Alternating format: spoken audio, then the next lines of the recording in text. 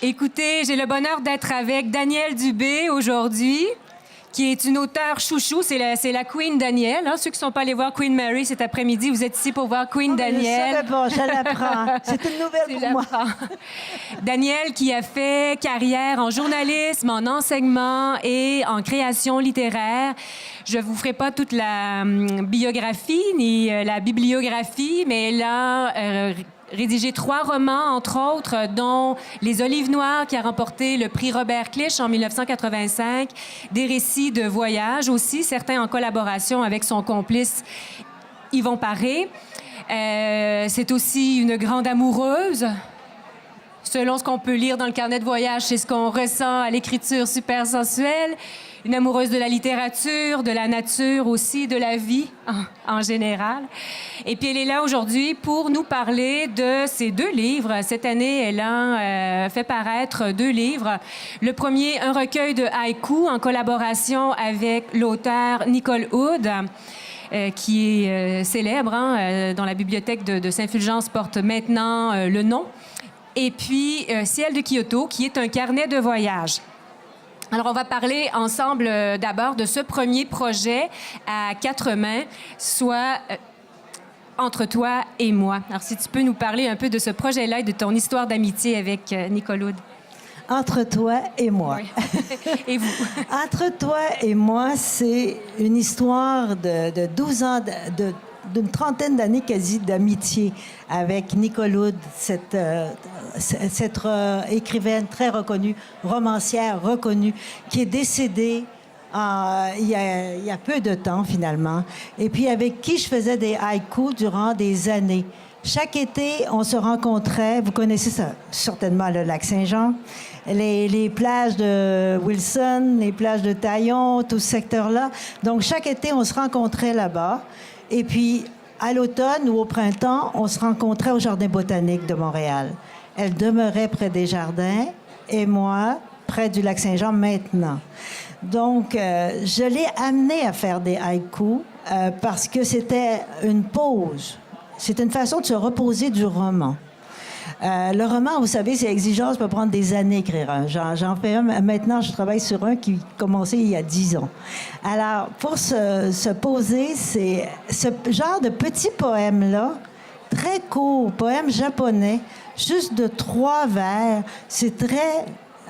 c'est accessible, ça ne veut pas dire que c'est pas exigeant, mais c'est comme une photo, finalement, de ce qu'on voit autour de soi.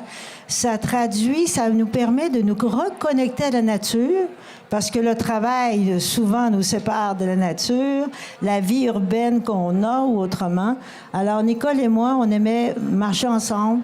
Elle écrivait de son côté à Montréal des petits haïkus. Des petits haïkus, c'est environ 5 syllabes, c'est très court, 7 syllabes, 5 syllabes. Ça, c'est le format classique. Hein? Mais ça ne veut pas dire qu'on ne peut pas faire autre chose puis l'adapter. Mais c'est un plaisir que de le faire ensemble. Et à chaque été, les pieds dans l'eau ou autrement, on travaillait nos petits haïkus. Et 1 mois avant son décès, parce que Nicole souffrait d'emphysème. Elle était vraiment atteinte, mais une femme si courageuse, si forte, aussi qui a fait une grande œuvre. Et je voulais ne pas oublier ce qu'on avait fait, non seulement lui rendre hommage aussi. En publiant ses haïkus, je lui ai dit 1 mois avant, donc, que je l'ai vu avant son décès, Nicole, je me charge de rassembler nos haïkus et on va faire un livre avec ça. Et son éditrice, Marie-Madeleine Raoult, chez qui elle a toujours publié, de La Pleine Lune, a accepté le projet. Et grâce à Carole Lebel, ce recueil-là est aussi illustré de très belles encres acryliques qui sont signées Carole Lebel, que vous connaissez sans doute, parce que c'était un prof de philosophie au cégep de Chicoutimi. Et c'est un poète, et c'est lui qui m'a initié au haïku. Vraiment, il y a une 12aine d'années, dans les jardins de Normandin, il donnait un atelier là-dessus. Et pour moi, c'était comme une révélation de quelque chose de différent, de neuf que le roman. On n'a pas d'histoire à inventer, pas de personnage, sauf vivre, respirer et prendre le temps de voir les choses, de les sentir, de les entendre, etc. Je ne sais pas si vous êtes familier avec l'art du haïku. Peut-être vous lire le haïku qui est en 4e de couverture du livre de Daniel et de Nicole. Dernier rendez-vous, 2 tasses de thé et des haïkus entre nous. Voilà. Et c'était pour vrai, notre vrai dernier rendez-vous. On s'est rencontrés autour d'une tasse de thé à sa table dans un petit appartement de Rosemont à Montréal. Elle avait derrière elle, moi, ce que j'appelle son boa constricteur. Elle avait été accompagnée de son portable respiratoire, là, avec son grand tuyau qu'elle portait avec elle à travers l'appartement. Et puis, courageusement, elle continuait. Puis, on a bu un dernier Pinot des Charentes ensemble. Et c'était comme un bonheur, mais la dernière fois que je l'ai vue. Et 1 mois plus tard, j'apprenais son décès. 1 mois, 2 mois plus tard, à vrai dire, parce qu'elle est rentrée à l'urgence. C'était une femme d'une résistance incroyable. Je ne sais pas combien de fois elle est rentrée à l'urgence. Et elle revenait toujours. Je disais, Nicole, tu ressuscites toujours. C'est tout le temps. Elle revenait à la vie. Et cette fois, ben, elle a passé de l'autre côté.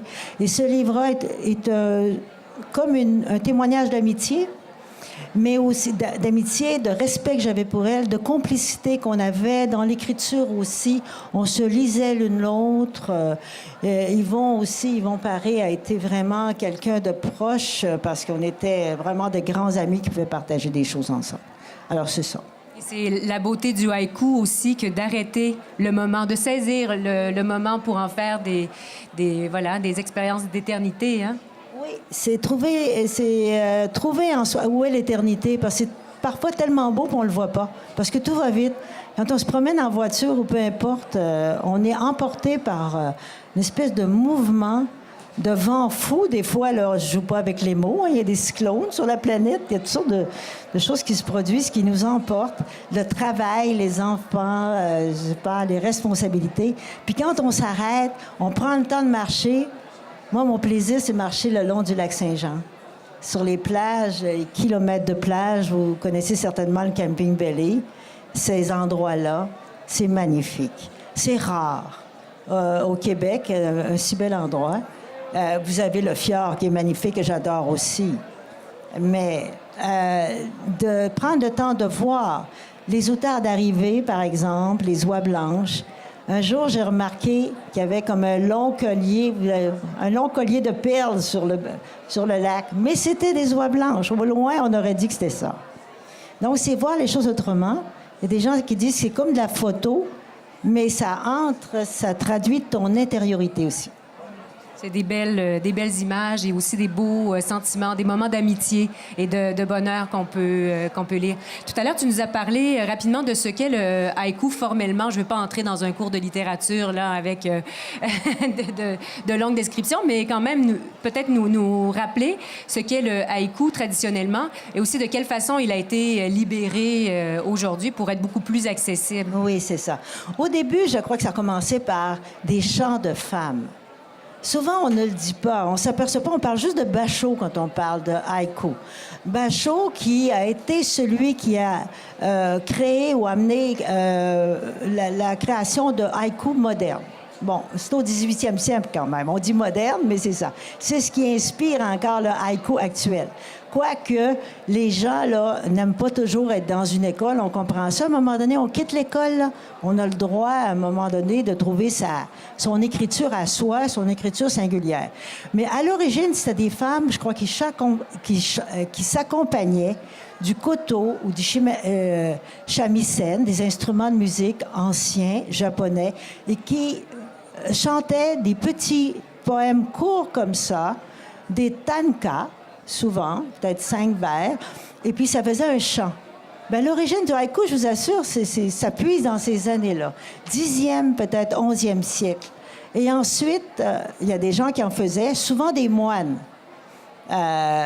C'était souvent les femmes qui chantaient, qui faisaient le tanka, c'était des femmes qui vivaient à la cour. Du côté des moines, eux aussi se réunissaient parfois et inventaient des haïkus ensemble. Ils créaient ça. D'ailleurs, j'en ai vu à Kyoto, des rassemblements de haïkistes modernes. Ils sont plus moines maintenant, nécessairement. Puis ils font des haïkus pour le plaisir. Et parlant de voyage, ciel de Kyoto, est-ce que c'est ton amour du haïku qui t'a mené au Japon? C'est vrai. Parce que j'ai commencé par aimer le haïku, ça me fascinait. Hein? Quand on voit les tableaux des Japonais, les calligraphies, c'est un art tellement raffiné. Puis je voyais des gens qui partaient pour le Japon. Dans la région, entre autres, moi, je m'occupais, entre autres, à un moment donné, de l'Association professionnelle des écrivains de la Sagami, qui organise un bel événement tout à l'heure. Et on avait offert, par le biais de l'UNEC, la possibilité de faire un voyage au Japon littéraire. Et puis André Girard en a profité parce que lui était disponible. Moi, je ne l'étais pas. J'ai enseigné au cégep à ce moment-là, en arts et technologies des médias. Je n'avais pas les moyens de partir puis de couper mon année comme ça. Je me suis dit, un jour, ça reste un rêve. Il faut toujours retenir son rêve. C'est important de rêver. Puis, quand j'ai eu l'occasion, le camp littéraire de Bécomo, qui a organisé 3 voyages importants, 3 voyages littéraires. L'un dans le Maine pour aller sur la piste des écrivains comme Jack Kerouac, Marguerite Yourcenar, tout ça. Un jour, ils ont organisé aussi un camp, un voyage littéraire au Japon, puis j'ai sauté sur l'occasion. Il y avait 9 autres femmes qui étaient disponibles pour le faire. Les hommes n'avaient pas assez de sous ou étaient occupés ailleurs, je ne sais pas, parce que les hommes font des haïkus aussi. Mais c'est la coïncidence a voulu que nous partions 10 femmes qui venaient de toutes les régions du Québec. De Gatineau, la Côte-Nord, l'Estrie, Montréal, Québec. Il y a plusieurs que je ne connaissais pas. C'est ça. Vous avez fait connaissance en voyage. Certaines que je connaissais, les organisatrices du voyage, Francine Chicoine, Louis Saint-Pierre, Danielle Delorme, qui est l'organisatrice du voyage, qui vit maintenant à Gatineau.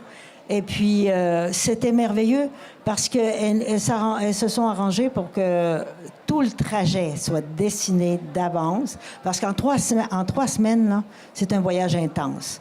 Vous arrivez à Hiroshima. Hiroshima, c'est un choc d'arriver là.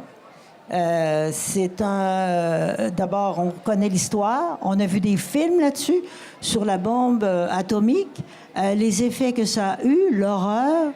On ne voudrait plus que ça se répète, puis on en reparle du nucléaire puis de l'atomique, parce qu'en ce moment, vous savez, les menaces coréennes. Alors, on s'est retrouvés là, et comme tout est impeccable, alors c'est troublant, touchant, tout ça, de voir que les choses se réparent. Puis c'est une grande ville, Hiroshima. Il y a 300 000 de population et c'est des gratte-ciel, des tours très modernes, tout ça. Puis, tu racontais dans le carnet comment, pour une occidentale, arriver là-bas, on se sent un peu analphabète devant les idéogrammes. On se sent complètement analphabète. Nous avions heureusement 4 guides traducteurs. Parce que là-bas, les uns après les autres, bien sûr, pas tous ensemble. Mais là-bas, c'est le japonais.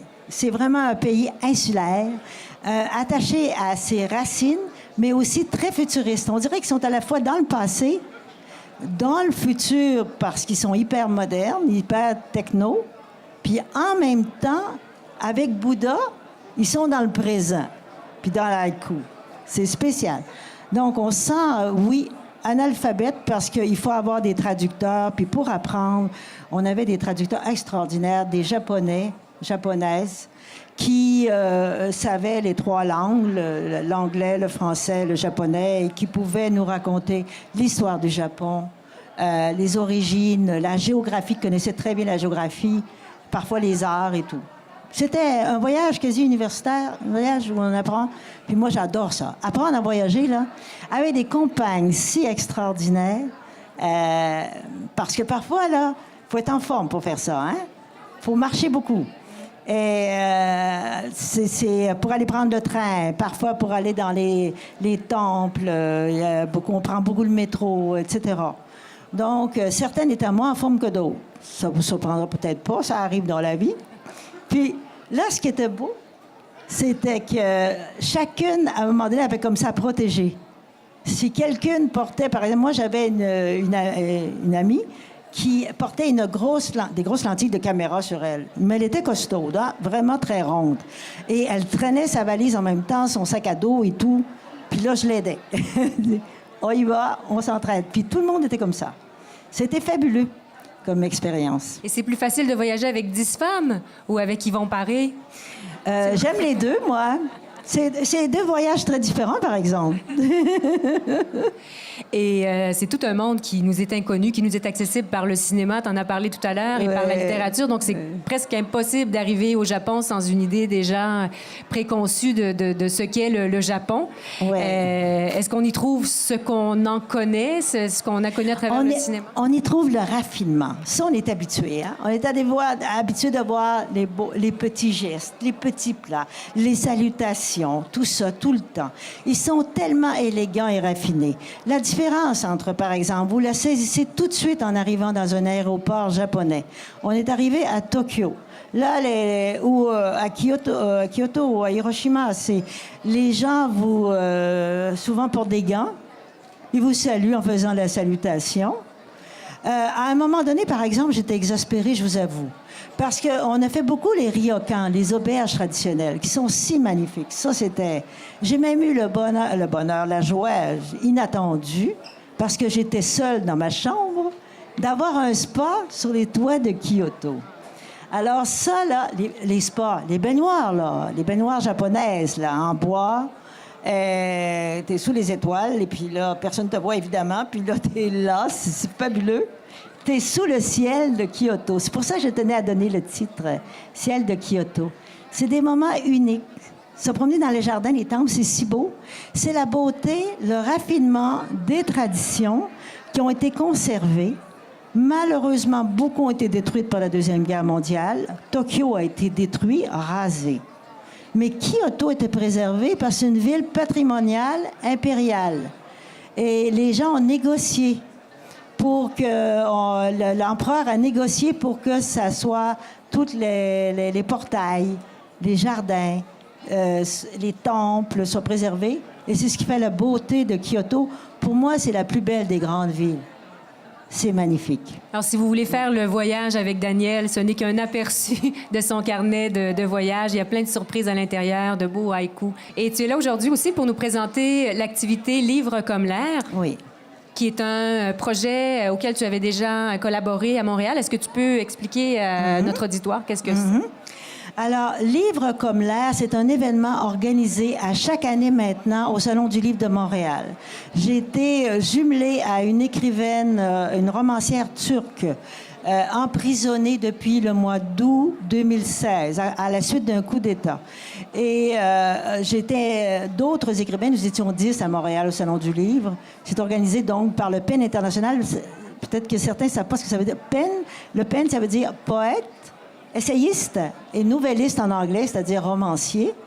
Alors, c'est un rassemblement d'écrivains à travers tout le monde, à travers la planète, qui se battent pour préserver la liberté d'opinion, la liberté d'expression et défendre les écrivains qui sont emprisonnés, incarcérés, torturés, peu importe, condamnés à mort. C'est ça. Et ce qui est encourageant là-dedans, c'est sur des centaines de gens qui ont été jumelés à des écrivains. 13 en 5 ans ont été libérés. Alors, il faut croire à la force des mots, l'importance d'intervenir collectivement. Et c'est ce qui est beau dans ce mouvement-là. Alors, j'en fais partie. On m'a donc invité à aller au Salon du Livre de Montréal et à la suite, l'UNEC m'a invité à favoriser la création d'un événement comme celui-ci au Salon du Livre de Saguenay. Il y en a eu un aussi à Québec, au Salon du Livre de Québec, et de Rimouski. Et qui participe parmi nos auteurs? Qui participe? Celle que je vois. Sophie Toris, qui est là. Sophie, qui est femme de théâtre, on peut dire, auteure et enseignante. Christiane Laforge, est-ce qu'elle est là? Christiane est bien là? Oui, Christiane. Alors, Christiane, ex-journaliste, vous la connaissez, la journaliste, hein, qui a défendu tellement la culture, également auteure. Ensuite, Laurence Ouellette-Tremblay, qui est bien là. Alors, Laurence, qui est poète et aussi chargée de cours à l'université. Ensuite, Sophie, je l'ai présentée, voilà, et moi. C'est ça? Tu fais le tour? On n'oublie personne, là? Non. Alors, ce sera un hommage, comme on est plus réduit, parce que nous sommes juste 4, mais chacune va intervenir, puis je pense que c'est bien. Je les ai entendues, les filles lire, puis elles sont vraiment extra. On adresse une lettre à une femme, une écrivaine ou une journaliste qui a été emprisonnée, comme je vous ai dit.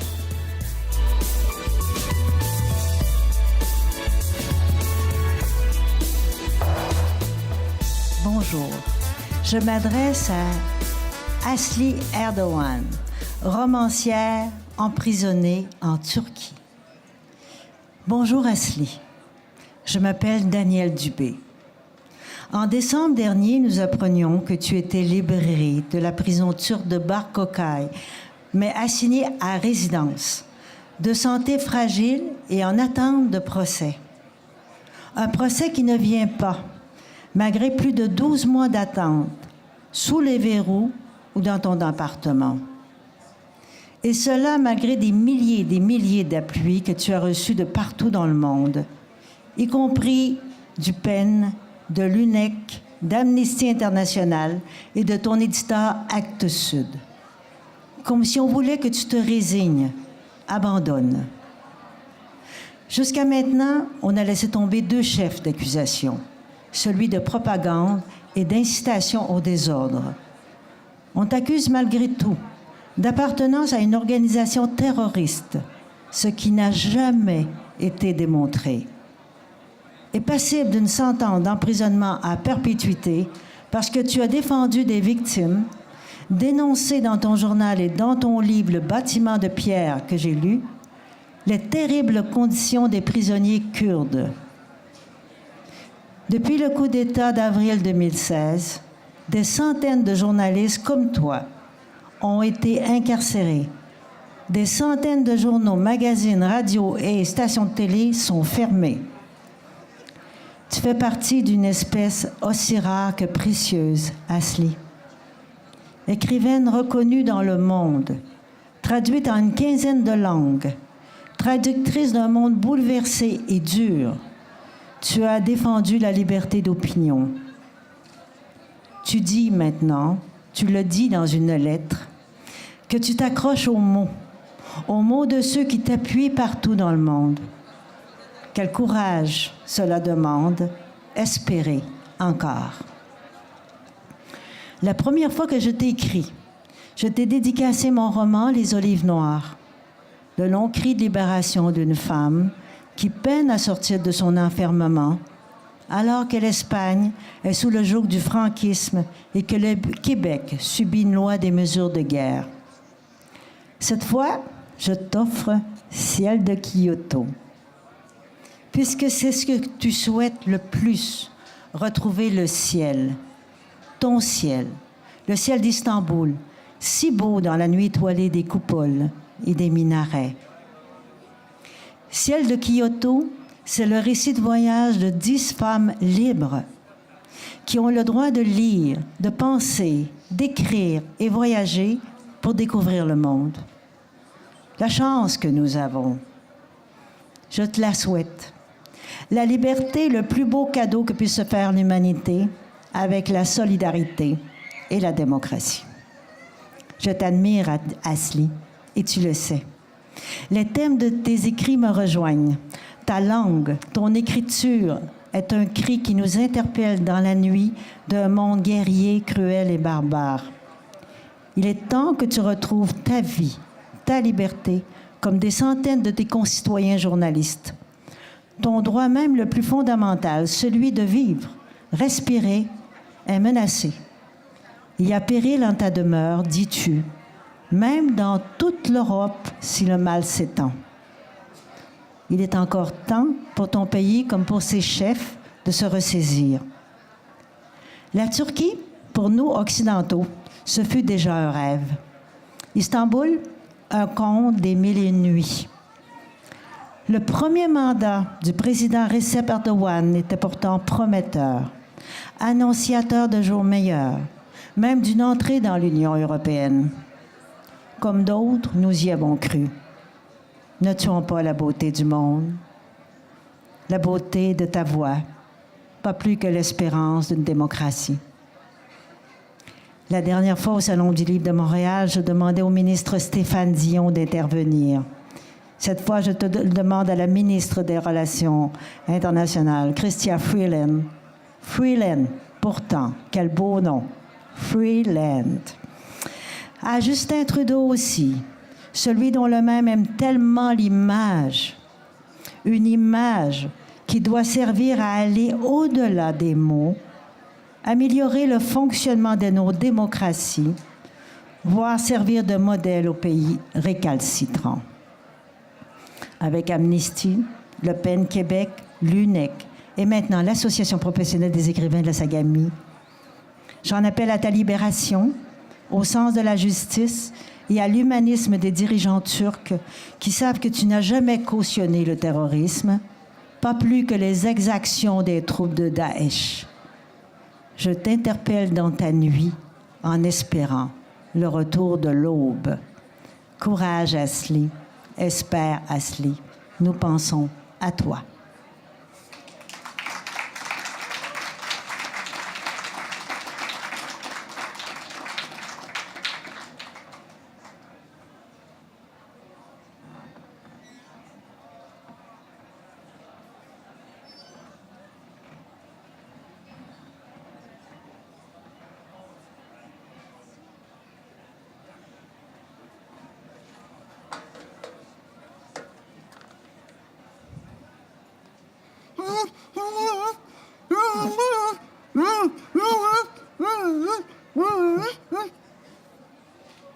Seule ma propre main peut véritablement me réduire au silence.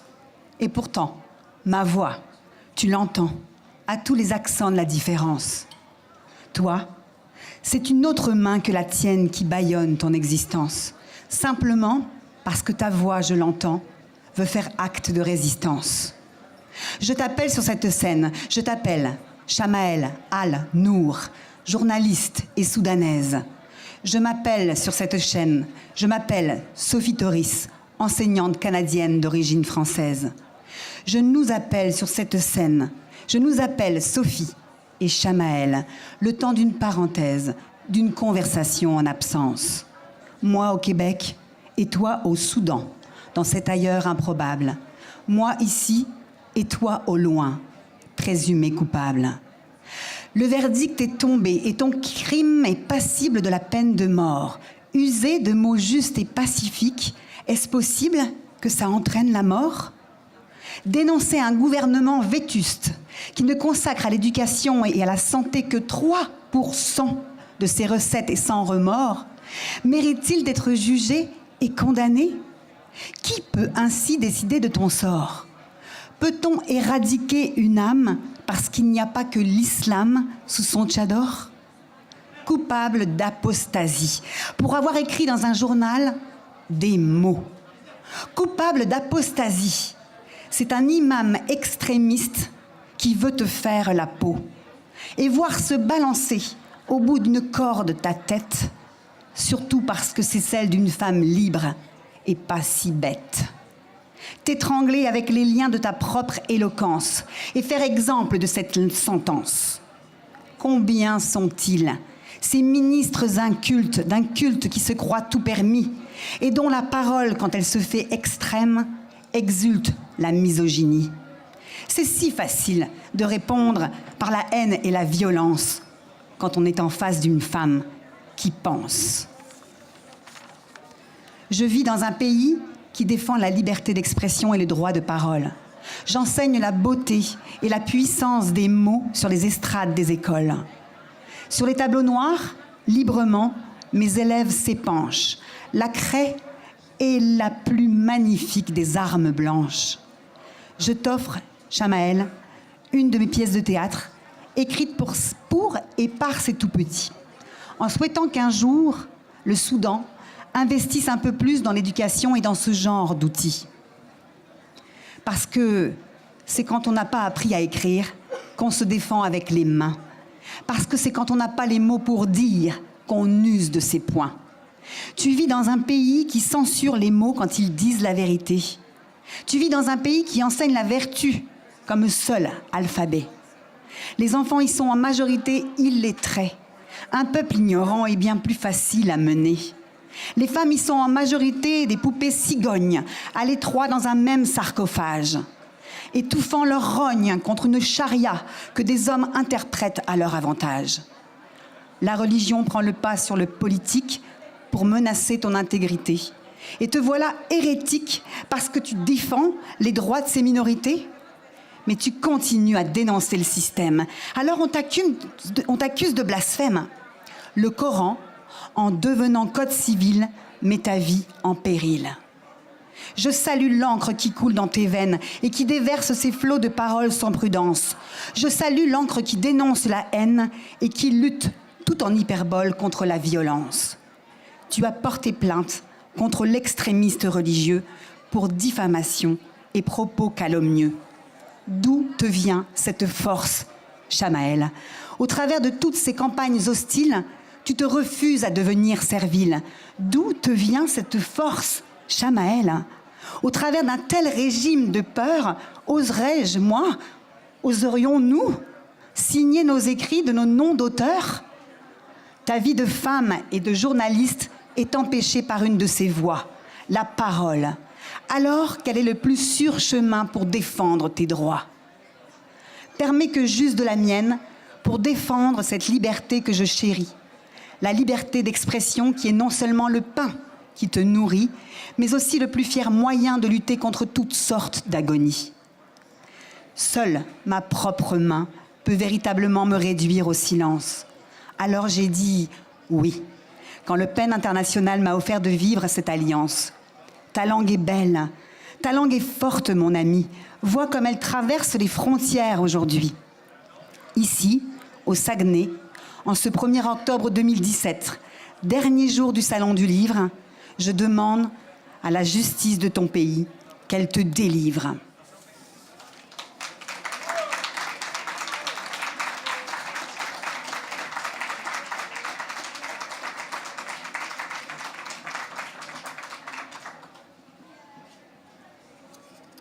Bonjour, je suis Christiane Laforge, auteure de plusieurs livres et journaliste de profession. J'ai utilisé les mots pour défendre deux grandes causes, la condition humaine, mais surtout le droit des femmes et l'expression artistique de toutes les disciplines. Si le choix de mes parents m'a amené très jeune de la Belgique au Saguenay-Lac-Saint-Jean, cette région est devenue le choix de mon cœur et lieu de ma vie. J'y ai fait carrière en journalisme pour Le Progrès du Saguenay pendant 38 ans. J'y ai écrit et publié une dizaine de livres par la suite. Ne sachant pas le sens du mot « retraite », j'ai continué depuis 2009 à utiliser les mots pour défendre encore et toujours ces deux grandes causes. Ce qui aboutit, en toute logique, à me retrouver ici ce soir pour évoquer le drame de Gulruch Ibrahim Miré, drame que subissent de nombreuses femmes écrivaines et journalistes de plusieurs pays.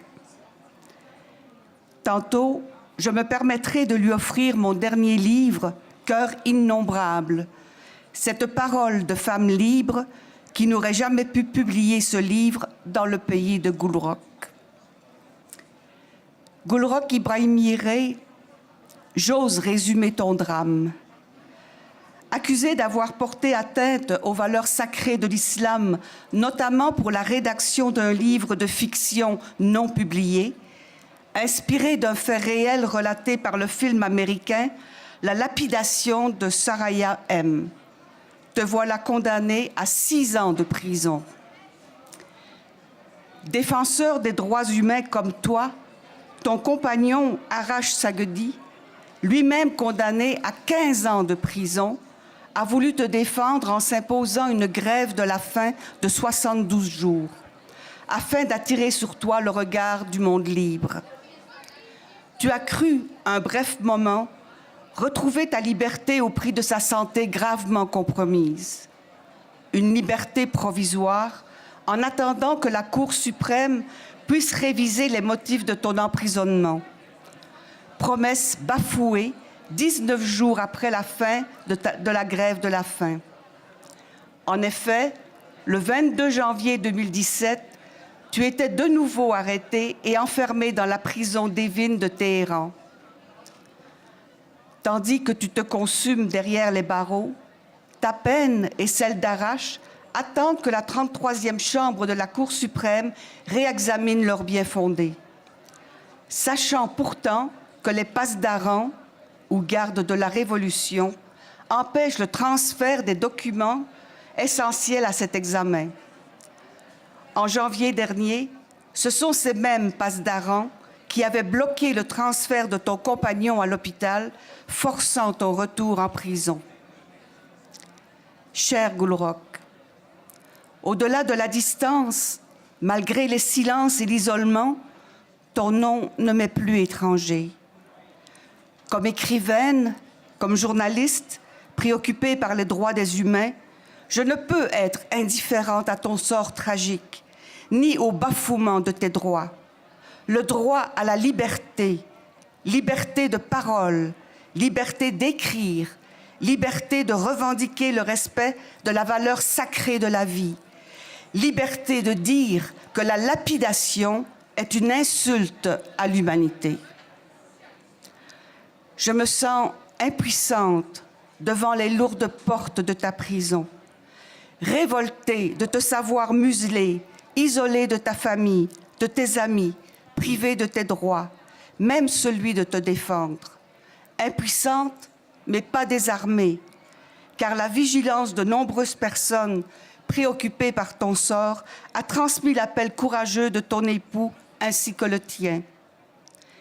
Et j'entends ta voix, cette voix bouleversante qui évoque les interminables heures d'interrogatoire, les yeux bandés, interrogés, menacés sous prétexte d'insultes à l'islam, tandis que dans la cellule voisine, tu perçois les coups et la torture infligée à ton mari. Tu lui as écrit « Ton combat est admirable, mon cher Arrache. Je t'en prie, reste en vie, car je chéris ta vie si précieuse, bien plus que ma propre liberté. » Le 8 juillet dernier, forte d'un esprit combatif qui refuse de se résigner, tu co-signais avec Athéna Démy une lettre ouverte adressée aux ambassadeurs de 45 pays pour dénoncer les conditions inhumaines dans la prison d'Evin.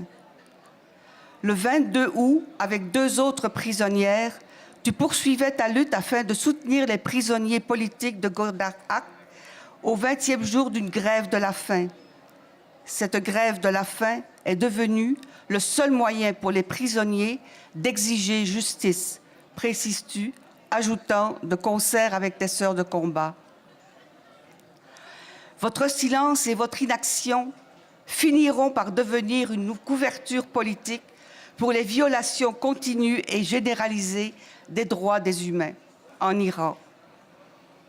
Et moi, géographiquement si loin de toi, et pourtant si proche à t'entendre, je te le dis, Gulroch, je veux parler, je veux agir, refusant que mon silence et mon inaction cautionnent l'horrible tragédie que tu vis, toi et les tiens, ces femmes et ces hommes qui luttent pour la valeur sacrée des droits humains. Ce soir, je suis ta voix, je porte ta parole qui réclame, avec raison, le droit de vivre libre.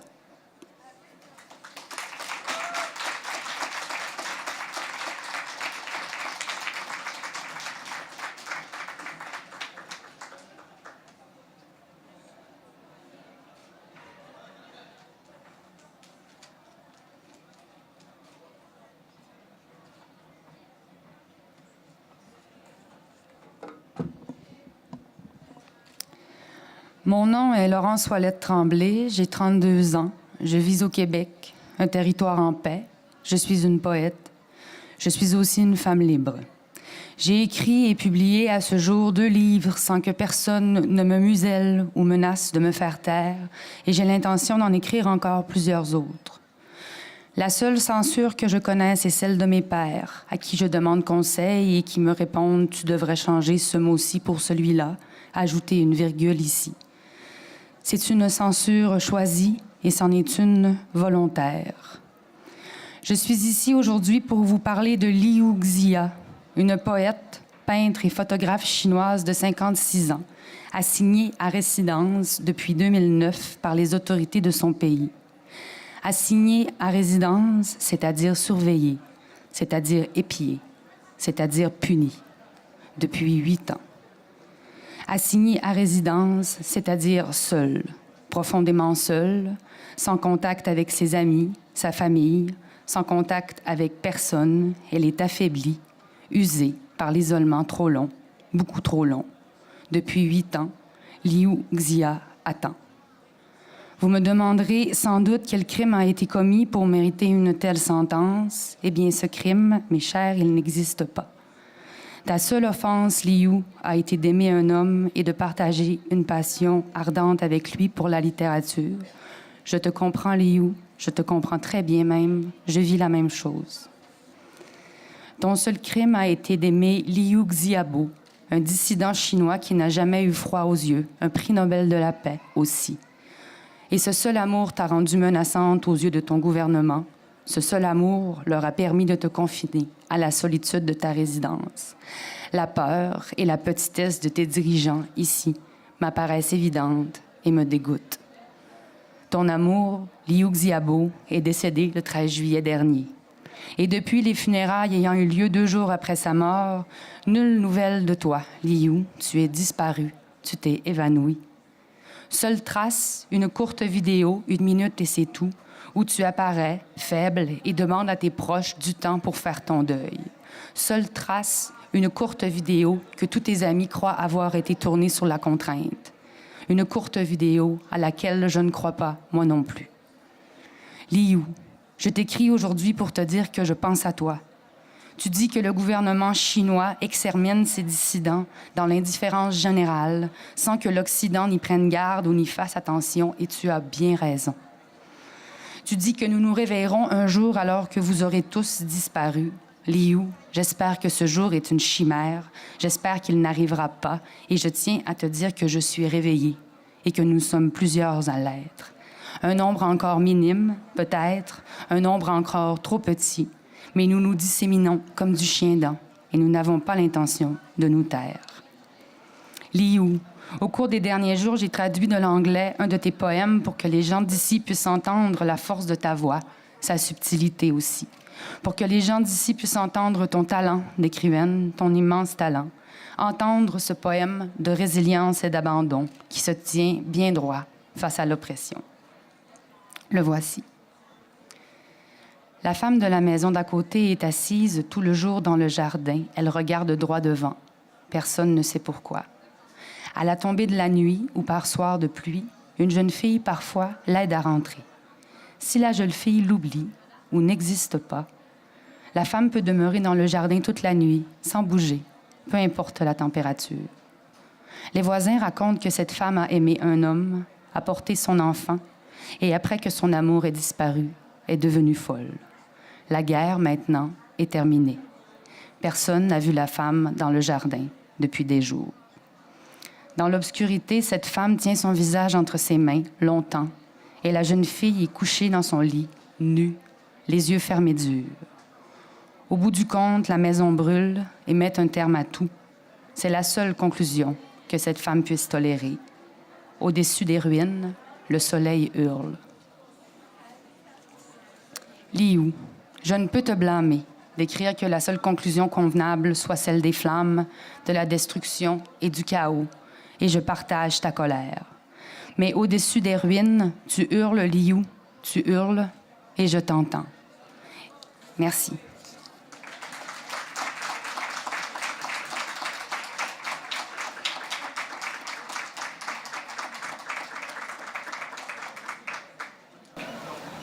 Liu, Bourgeois, Chamael, Asli.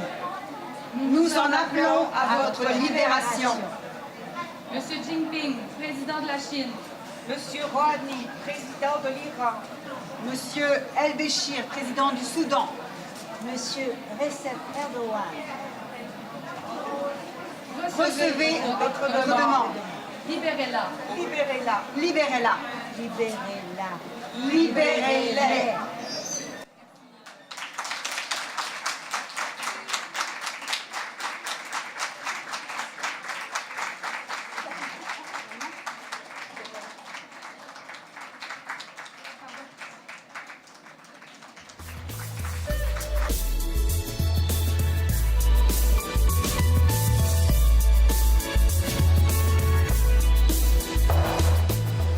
Bonjour tout le monde, mon nom est Marjolaine Vézina. Je rencontre ce midi Kevin Lambert. Kevin Lambert a gagné le prix cette année, le prix Découverte du Salon du Livre. Alors, félicitations, Kevin. Merci. On fera pas croire qu'on se connaît pas, Kevin et moi, donc on va se tutoyer. Ça va être plus facile comme ça, je pense. Je l'ai eu comme étudiant, alors ça, je vous dis pas mon âge. Kevin, c'est un livre quand même, bon, oui, il y a eu le prix du Salon ici, mais c'est un livre qui a quand même eu des bonnes critiques à travers les médias. Tu as fait plusieurs apparitions, plusieurs entrevues, tu en as parlé beaucoup. Est-ce que ce phénomène-là t'a surpris? Est-ce que ça t'a amusé ou plu, ou déplu? Amusé, je pense que c'est le bon mot. Ça m'a surpris aussi. Tu sais, c'est sûr que moi, j'avais aucune attente. Tu sais, c'est un peu comme quand on écrit un texte chez soi, sur son ordi, on pense pas à ça du tout. Tu sais, c'est pas... Ce que je veux dire par là, c'est que ça n'a rien à voir avec l'écriture. Tu sais. Tout ça, les trucs médiatiques, les entrevues, les articles de journaux, il n'y a pas de lien entre ça puis l'écriture, le livre qu'on écrit. Mais c'est le côté, disons, c'est ça, qui est agréable après qu'on a une réception. Là. Mais non, c'est sûr qu'il y avait... c'était une surprise complète.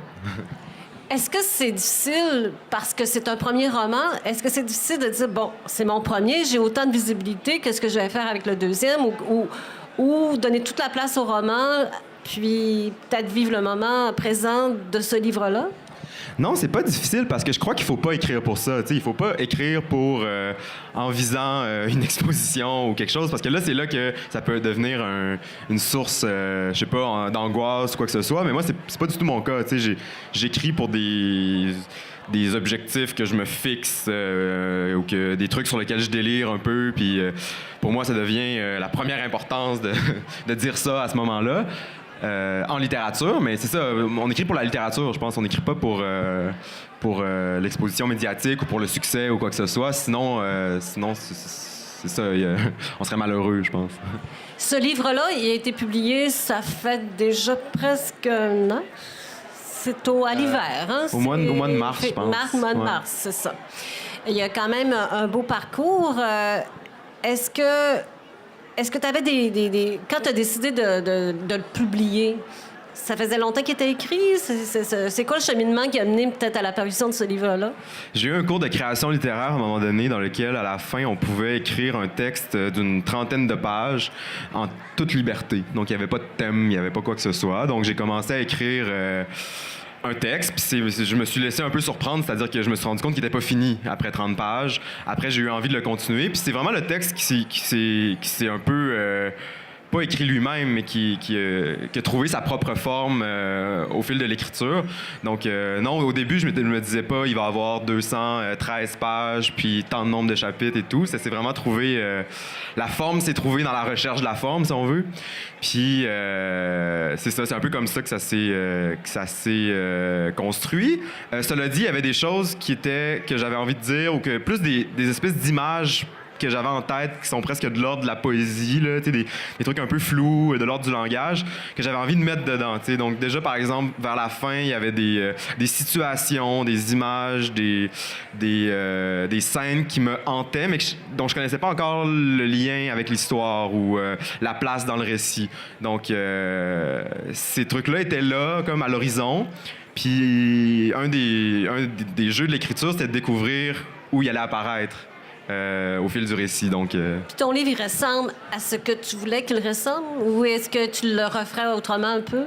Je pense pas qu'il ressemble à ce que je voulais qu'il ressemble. Je pense que quand on écrit, on rate toujours ce qu'on veut faire, tu sais. Je pense que pour moi, c'est vraiment important que le ratage soit au cœur de l'acte d'écrire.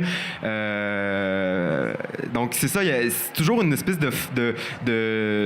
d'horizon informe, de projection, de fantasme très flou, voire impossible. Tu sais, parfois, on fantasme d'écrire un livre qui peut être irréalisable. Il y a un auteur que j'aime beaucoup qui s'appelle Mallarmé qui parlait d'un livre qu'il allait écrire et il disait que ce livre-là allait être l'explication orphique de la Terre, que le monde, au fond, la réalité qu'on connaît allait mener à ce livre-là. Donc, le livre allait un peu abolir toute la réalité. C'est comme si c'était un... Donc, tu sais, on s'entend, écrire un livre comme ça, c'est impossible, tu sais.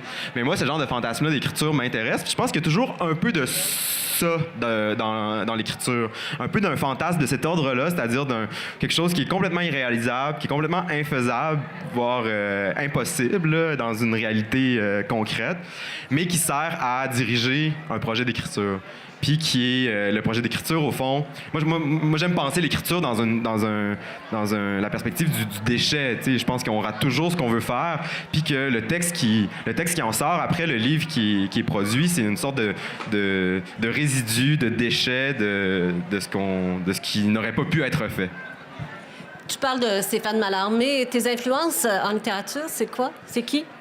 Mes influences sont très vastes. D'ailleurs, je travaille beaucoup en reprenant des textes que j'aime, des auteurs qui me plaisent, des phrases qui me marquent. Je travaille beaucoup avec ce qu'on pourrait appeler le plagiat ou la copie, l'imitation. Donc, je prends des phrases qui me plaisent chez des écrivains, puis je fais un peu comme en littérature, c'est pas très... le plagiat, c'est pas très bien vu, c'est pas très répandu, mais en musique, en hip-hop, par exemple, il y a du sample dans toutes les chansons. T'sais. Puis moi, je travaille un peu comme ça, c'est-à-dire qu'il y a une image qui revient. Par exemple, je donne un exemple concret. Dans mon livre, il y a une image avec des crapauds qui sautent dans un cimetière. Ça, c'est une image qu'on retrouve chez Jacques Ferron dans un livre que j'aime beaucoup qui s'appelle Le Saint-Élias. OK. Dans lequel il y a des crapauds qui sautent. Puis moi, j'ai comme pris cette image-là chez Ferron, puis je l'ai, disons, comme Puff Daddy pourrait faire, je l'ai samplé. Ouais. Puis j'en ai fait une espèce d'image de leitmotiv récurrent qui vient créer un rythme au livre. Puis donc je fais ça avec plein de choses, tu sais, je prends des bouts de phrases, je les modifie, je les travaille comme ça chez des écrivains que j'aime. Donc ouais, là j'ai nommé Ferron, il y en a un dans la littérature québécoise. C'est sûr que pour ce livre-là, comme il y a une charge très révolutionnaire et destructrice, je m'inspirais beaucoup de textes qui vont de ce côté-là. Donc les textes prophétiques, il y a Antonin Artaud, les textes révolutionnaires de Aquin, certains comme il y a une phrase de Miron aussi que je reprends, il y a un côté très révolutionnaire chez Miron aussi, mais j'aime pas du tout Miron. Donc, j'ai repris... T'aimes pas Miron? Non. Donc, il est trop dans un imaginaire de la Fondation pour moi, alors que moi, je visais vraiment le contraire, la destruction, ouais. Mais j'ai repris une phrase de Miron que j'ai complètement renversée, si on veut, pour la déconstruire. Donc, il y a une espèce de... C'est pas juste des auteurs que j'aime, c'est ça que je veux dire. C'est aussi des auteurs que je trouve intéressants, mais avec lesquels j'entretiens un dialogue critique, t'sais. Ton texte, on parlera peut-être un peu d'histoire tantôt, mais ce qui est intéressant, c'est justement la forme, l'écriture en tant que telle. Tu parles de destruction, on parle quand même d'une œuvre où le contexte spatio-temporel est éclaté, les personnages se peuvent pas. En tout cas, on parle d'une structure qui est désenclavée. Est-ce que tu penses que c'est beaucoup trop littéraire? Est-ce que tu penses que tu peux rejoindre un lectorat ou ça t'intéresse pas tant que ça de savoir qui va te lire ou qui ne te lira pas? Mais c'est sûr que ça m'intéresse beaucoup que le livre parle aux gens. Mais après, j'espère qu'il va parler aux gens dans sa forme. C'est-à-dire que je fais le pari qu'on peut parler de choses très difficiles, très réelles, très émotives aux gens dans une forme qui est étonnante, t'sais. Donc, je pense que pour établir, disons, avec le lecteur un lien, on n'a pas à s'exprimer, par exemple, en réalisme, t'sais. Moi, je défends vraiment un parti pris qui est anti-réaliste. Ça m'intéresse pas, t'sais, d'essayer de rivaliser avec le cinéma, par exemple, ou avec donc dans une facture qui serait très près d'une captation du réel. C'est pas du tout ce qui m'intéresse. Moi, ce qui m'intéresse, c'est au contraire le faux. J'aime trouver ce qui vient un peu créer une fente dans la réalité, ce qui vient créer un doute des perceptions. Donc, puis je pense que, en fait, avec en cherchant le faux dans la réalité, dans la représentation du monde, on peut quand même dire des choses aux gens. Donc, Voilà, puis dans une forme qui est proprement littéraire. Je pense que, ouais. Justement, tu disais, quand tu as reçu ton prix cette semaine, tu disais je suis surpris que le Salon du Livre remette un prix pour une œuvre comme ça. Tu voulais dire quoi par ça?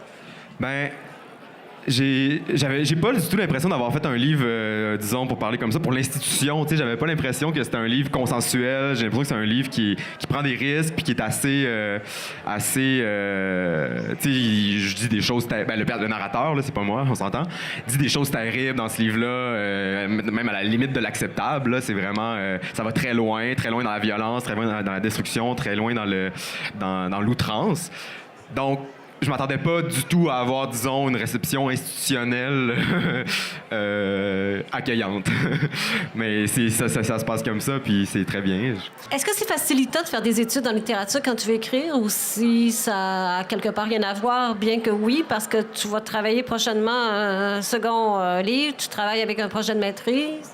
Je crois qu'il faut faire des études en littérature pour rien en apprendre. C'est-à-dire qu'il faut lire beaucoup, il faut s'intéresser à ce que les gens disent de la littérature, mais il faut être extrêmement méfiant de ce que les spécialistes de la littérature ou ce que les gens qui se revendiquent d'une connaissance ou d'une sorte d'objectivité sur la littérature peuvent en dire. Hein? Ils savent rien, ces gens-là. Moi, je le pense vraiment. Je pense qu'on peut rien savoir de la littérature, puis que il faut pas se tromper là-dessus. Il faut pas croire les gens qui prétendent savoir quelque chose.